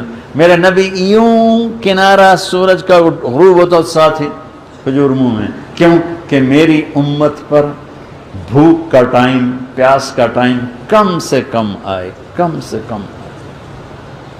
یہ مہینہ رحمتوں کا، برکتوں کا، اللہ کی راہوں میں نکلنے کا ہے، بدر کی یاد تازہ کرنے کا ہے، فتح مکہ کی یاد تازہ کرنے کا ہے، کہ زندگی میں پہلی دفعہ ہوا کہ بدر کے میدان میں اللہ تعالیٰ نے فرشتوں کو لڑنے کے لیے اتارا۔ فرشتے آتے تھے نبیوں کی مدد کے لیے، لڑتے نہیں تھے، صرف ان کے آمد کا ایک روپ پڑتا تھا۔ یہ پہلی جنگ ہے بدر کی جس میں فرشتے لڑے آتے۔ ابو الیسر ایک چھوٹے سے قد کے صحابی ہیں، عباس کو یوں مشکوں کس کر پیچھے سے ہاتھ پیچھے بندھے ہوئے اور ان کو پکڑ کے لا رہے تھے۔ عباس آپ کے چچا، ان کا کتنا قد تھا، جب وہ گھوڑے پر بیٹھتے تھے عباس تو ان کے پاؤں زمین پہ لگ جاتے تھے، اتنا بڑا قد، اور 16 میل تک ان کی آواز جاتی تھی۔ ان کا باغ تھا 8 کوس، کوئی 2.5 کوس کا 2.5 میل کا 1 کوس ہوتا ہے، تو 20 میل وہ اپنے پہاڑی صفا پہاڑی پہ چڑھ کے آواز دیتے تھے نوکر کو، تو وہ اپنے باغ میں آواز سنتا تھا، اتنی بڑی ہستی۔ تو ابو الیسر ایڈا جا، اس نے رسیوں سے باندھا ہوا لے کے آ رہا، اور حضرت عباس شرمندہ آ رہے، پہنچے تو کہنے لگے بھتیجے مجھے اس نے نہیں پکڑا، وہ کوئی زمین آسمان میں معلق تھا جس نے میری ہاتھ پاؤں باندھ دیے۔ ابو الیسر کو نظر نہیں آیا، عباس کو نظر آیا۔ ابو الیسر کہنے لگے یا رسول اللہ یہ غلط کہہ رہا ہے، میں نہیں باندھا ہے، میں نہیں باندھا۔ آپ نے کہا چپ کر، فقط ایدک اللہ بملک کریم، اللہ نے ایک فرشتے کے ذریعے سے تیری مدد کی۔ واحد پہلی جنگ ہے بدر جس میں فرشتے تلواروں سے لڑے، اس لیے مفسرین نے لکھا ہے وَضْرِبُوا مِنْهُمْ كُلَّ بَنَانٍ، فرشتوں کو لڑنا نہیں آتا تھا تو اللہ نے ان کو لڑنے کا طریقہ سکھایا۔ فَضْرِبُوا فَوْقَ الْأَعْنَاقِ وَضْرِبُوا مِنْهُمْ كُلَّ بَنَانٍ، کہ تلوار کا وار یا گردن پہ کرنا ہے یا ہاتھ پہ کرنا ہے، گردن کٹے تو جان گئی، ہاتھ کٹے تو طاقت گئی، لہذا پکڑا جائے گا یا گر جائے گا۔ یہ پہلا موقع ہے جب فرشتے تلواریں لے کر اترے اور لڑے، باقاعدہ لڑے۔ جبریل نے پوچھا یا رسول اللہ آپ کے صحابہ میں سب سے افضل کون ہے؟ آپ نے کہا میرے بدر کے ساتھی۔ کہا یا رسول اللہ 7 آسمان کے فرشتوں میں سب سے اعلیٰ فرشتے وہ گنے جاتے ہیں جو بدر کی جنگ میں شریک ہیں، جو بدر میں شریک ہیں۔ تو بھائیو اصل تو یہ ہے کہ ہمارے روزے اللہ کے راستے میں، اور یہ نہیں تو پھر کم از کم ایک عشرہ تو سارے ہی لگاؤ، کوئی پہلا عشرہ لگائے، کوئی دوسرا لگائے، کوئی تیسرا لگائے، آخری درجہ سے روزے کا بھی ہے۔ اور آخری بات یہ ہے کہ اس مبارک مہینے میں 4 آدمیوں کی بخشش نہیں ہوتی، 4، باقی سب کی ہو جاتی، 4 کی نہیں ہوتی۔ شراب پینے والا، شراب پینے والا، شراب پینے والا، ماں باپ کا نافرمان، ماں باپ کا نافرمان، ماں باپ کا نافرمان، انہیں ذلیل کرنے والا، دکھ دینے والا، بائیکاٹ کرنے والا، قطع تعلق کرنے والا، رشتہ داروں سے منہ ماری کرنے والا، ادھر نال نہیں بولنا، ادھر نال نہیں بولنا، ادھر نال نہیں، ادھر گھر نہیں جانا، ادھر گھر نہیں جانا، ادھر نال بائیکاٹ ہے، ادھر نال نہیں بڑھن دی، اس کی بخشش نہیں ہوتی۔ اور چوتھا، کینہ رکھنے والا، کینہ رکھنے والا، کینہ رکھنے والا، بغض، کینہ رکھنے والا، بغض، کینہ رکھنے والا، رشتہ داروں سے بائیکاٹ کرنے والا، بائیکاٹ کرنے والا، ماں باپ کا نافرمان، شراب پینے والا، توبہ کر لیں فوراً معاف، توبہ نہ کریں تو معاملہ پینڈ، تاریخ ڈل جاتی، تاریخ پا دو، جب توبہ کرنے کے معاف کر دیا جائے گا۔ تو بھائیو بہت بڑا مجمع آیا ہے ماشاءاللہ، اور سارے نوجوانوں کا مجمع ہے۔ کسی سے لڑے ہوئے ہو، اللہ کے واسطے روزی بچاؤ، صلح کر لو، ماں باپ کے ساتھ بدتمیزی ہے، پاؤں پڑ کے معافی مانگ لو، رشتہ داروں سے قطع تعلق ہے، گلے لگ کے معافی مانگ لو، کوئی نشے کی عادت ہے، توبہ کر کے پیچھے ہٹ جاؤ، کسی سے کینہ بغض ہے تو دل کو صاف کر دو، معاف کر دو، صاف کر دو، معاف کر دو۔ میرے نبی کا فرمان ہے، میرے بیٹے انس، میری ایک عظیم الشان سنت ہے، جو اس پہ عمل کرے گا جنت میں میرا ساتھی بن جائے گا، اور وہ یہ ہے کہ اس دل کو سب کی نفرت سے پاک کر دو، سب کے بغض سے پاک کر دو، سب کے کینے سے پاک کر دو، اسے صاف کر دو، اسے صاف کرو تو جنت میں میرا ساتھی بن جائے۔ تو بھائیو یہ ایک مبارک مہینہ ہے۔ اور آخر ایک چیز ہے، وہ ہے کہ مالدار لوگ اپنے روزے کی زکوٰۃ دیں غریبوں کے لیے۔ غریبوں کی عید کو اچھا کرنے کے لیے مالداروں کو کہا گیا کہ روزے کی زکوٰۃ دو۔ روزے کی زکوٰۃ کیا ہے؟ 2 سیر گندم، جو عام مشہور ہے۔ اللہ کے فضل سے پاکستان پورے میں سب سے پہلے میں نے اس کو تعارف کروایا کہ میرے نبی کشمش دیا کرتے تھے، کھجور دیا کرتے تھے، جو دیا کرتے تھے، گندم شاید ہی کبھی آپ نے دی ہو۔ تو کشمش 500-600 روپے کلو ہے، اور وہ 3 کلو ہے، گندم 2 کلو ہے۔ 2 کلو گندم کا تم زکوٰۃ دو روزے کی تو وہ 200 روپے بنتا ہے، اور اگر تم کشمش کے لحاظ سے 3 کلو دو، وہ 1,500-2,000 روپے بنتا ہے۔ کھجور کے لحاظ سے بھی وہ 500-600 روپے بنتا ہے۔ تو بھائیو جو آپ میں صاحب ہمت لوگ ہیں، وہ اپنے روزے کی زکوٰۃ گندم کے لحاظ سے نہ دیں، کشمش کے لحاظ سے دیں یا کھجور کے، اور کوئی تنگی ہے تو گندم کے لحاظ سے بھی ٹھیک ہے، لیکن بہتر یہ ہے کہ دیا جائے اللہ کے نام پر، وہ جمع ہو جاتا ہے، وہی ہمیں واپس ملتا ہے، اور وہی ہمارے پاس آتا ہے۔ اور اللہ کو سخی پسند ہے، بخیل سے اللہ دوستی نہیں لگاتا چاہے کتنا ہی عبادت گزار ہو، اور سخی سے اللہ دوستی نہیں توڑتا چاہے کتنا ہی نافرمان ہو۔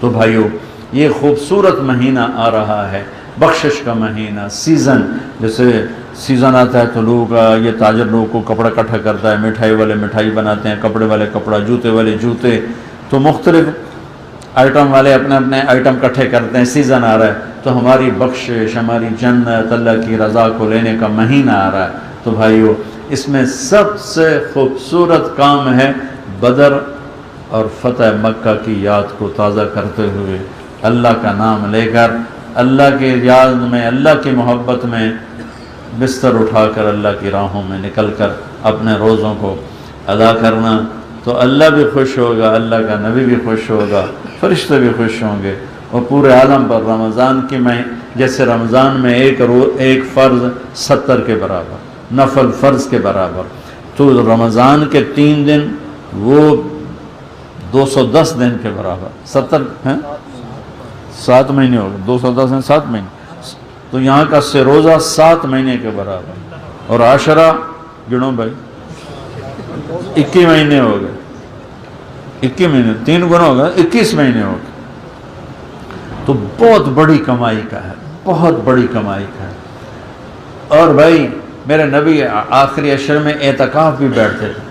جو بھائی اپنی کسی کمی کی وجہ سے نہیں جا سکتا، اللہ کے راستے میں نہیں گیا، تو کم از کم اعتکاف ضرور بیٹھے، کہ میرے نبی نے اعتکاف چھوڑا ہی نہیں، چھوڑا ہی نہیں۔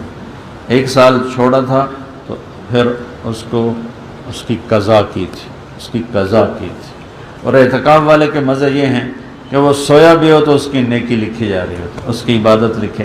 ہم تو باہر عبادت کریں گے تو لکھا جائے گا، ایک اللہ کے راستے میں سویا ہوا ہو تو وہ بندگی لکھی جائے گی. ایک شخص آیا، یا رسول اللہ میرے پاس کوئی پیسے اکٹھے ہو گئے ہیں، میں چاہتا ہوں ان کو خرچ کر کے اللہ کے راستے کا اجر لے لوں، تو کچھ خرچ کر دیتا ہوں تو مجھے مل جائے گا اجر. آپ نے کہا کتنے ہیں تیرے پاس؟ کہنے لگے میرے پاس 6000 ہیں. تو میرے نبی نے فرمایا 6000 بڑی وڈی رقم ہے، آج دا نہ سوچو، اس ویلے دا سوچو، 1400 سال پہلے. تو میرے نبی نے فرمایا تو اگر 6000 سارا بھی خرچ کر دے تو جو اللہ کے راستے میں سویا ہوا ہے اس کی نیند کے اجر کو بھی حاصل نہیں کر سکتا. اس سے عجیب حدیث سنو. عبد الرحمن بن عوف نے اپنے باغ میں تھے 30 غلام آزاد کیے. ایک غلام آزاد کرو جنت واجب ہو جاتی ہے، جہنم سے آزادی مل جاتی ہے. 30 غلام کٹھے آزاد. تو ایک آدمی یوں دیکھنے لگا، واہ واہ واہ، چہرے پہ آ گیا، واہ واہ واہ، 30 غلام. عبد الرحمن بن عوف نے پہچان لیا، فرمانے لگے بہت بڑا عمل کیا ہے. میں نے کہا جی. کہنے لگے اس سے بڑا عمل بتاؤں، اس سے بڑا عمل بتاؤں. کہا جی وہ کیا ہے؟ کہ وہ یہ ہے کہ ایک آدمی اللہ کے راستے میں ہے اور اس کے ہاتھ میں چھڑی ہے جس سے اپنے اونٹ کو چلا رہا ہے، گدھے کو چلا رہا ہے، گھوڑے کو، خچر کو چلا رہا ہے، اور چلتے چلتے چلتے چلتے سفر میں تھک جاتا ہے تو اس کو اونگھ آ جاتی ہے. اونگھ آنے کی وجہ سے ہاتھ ڈھیلا ہو کر اس کی سوٹی گر جاتی. تو ایسے ہوتا ہے، چیز گرنے سے آدمی ایسے ہوتا ہے نا. تو باڈی ریئیکشن ہے، یہ کوئی عمل تو نہیں ہے نا، باڈی ریئیکشن ہے، عمل نہیں ہے، باڈی ریئیکشن ہے. اس کو چلتے چلتے اونگھ آئی اور چھڑی گر گئی. تو عبد الرحمن کہتے ہیں کہ اس کا چھڑی کے گرنے پر گھبرا جانا میرے 30 غلام آزاد کرنے سے بڑا عمل ہے. تو کوئی عمل میں دس ہے، جو باڈی ریئیکشن ہے، لیکن ہو کہاں رہا ہے؟ اللہ کے راستے میں. لہٰذا قیمت کیا لگے گی؟ گھر کے 30 غلاموں سے زیادہ اجر اس پر ملے گا. تو وہ جب وہ دعوت دے گا، جب وہ راتوں کو روئے گا، جب وہ گشت کرے گا، جب وہ تلاوت کرے گا، لوگوں کو تیار کرے گا، کیا کوئی سوچ بھی نہیں سکتا. تو بھائیو، رمضان کی آمد ہے تو ایک استقبال تو یہ کرنا ہے کہ جس سے لڑے ہوئے ہیں صلح کر لیں، معافی مانگ لیں، معاف کر لیں. اور یہ 4 چیزیں جو میں نے بتائی تھیں، ماں باپ کی نافرمانی، شراب، بائیکاٹ، کینہ، اس کو صاف کر دیں. اور بھائیو، اللہ کا نام لے کر جو تیار ہوں وہ اپنے ناموں کا اظہار فرماتے ہیں.